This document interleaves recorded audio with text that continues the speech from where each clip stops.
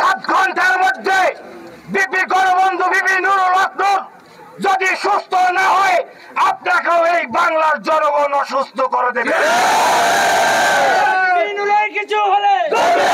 BP Nurul হক নুরের উপর হামলার প্রতিবাদে আজকের মিছিলে যারা উপস্থিত হয়েছেন সকলকে আমি ধন্যবাদ জানাচ্ছি এবং পাশাপাশি মিডিয়ার ভাইদেরকেও ধন্যবাদ জানাচ্ছি এই রাতে আপনারা কষ্ট করে আমাদেরকে কভারেজ দেওয়ার জন্য।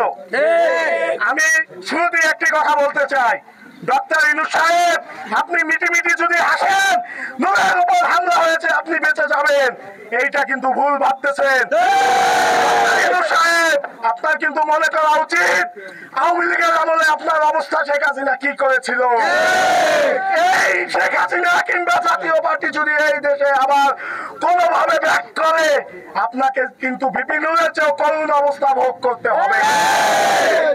ডক্টর ইউনূস সাহেব আপনাকে হুঁশিয়ার করে দিতে চাই, আমাদের গায়ের রক্তের উপর দিয়ে আপনি ক্ষমতায় বসেছেন, যদি ক্ষমতা নিয়ে টাল্টি বাল্টি করেন আপনাকে এদেশের জনগণ ছুঁড়ে ফেলে দিবে।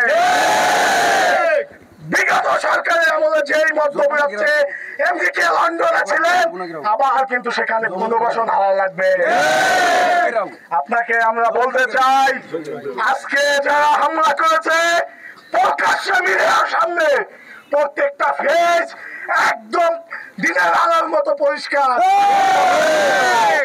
পানির মতো স্বচ্ছ। আপনারা যদি মনে করেন যে বিপি নুরের উপর হামলা হয়েছে এটা হোক বিপি নুর এদেশের বিপ্লবী, তাকে মারলে কেউ আসবে না, এইটা ভুল ভাবছেন।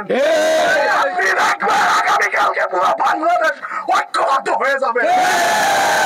আমি আগেও বলেছি বিপি নুর বিপ্লবের যখনই বিপ্লবীদের উপর হামলা হবে, বিপি নুরের উপর হামলা হবে, বিপ্লবীর প্রতীকের উপর হামলা হবে, বাংলাদেশের সকল বিপ্লবীরা ঐক্যবদ্ধ হয়ে যাবে। আপনাকে আবারও বলে দিতে চাই আগামী 7 ঘন্টার মধ্যে যদি জিএম কাদেরকে গ্রেফতার না করেন, জাতীয় পার্টিকে যদি নিষিদ্ধ না করেন আইন করে, আপনার যমুনা ঘেরাও হবে। ইউনূস সাহেব বাবা আপনি বাঁচতে পারবেন না, জনগণ জবাব দিবে।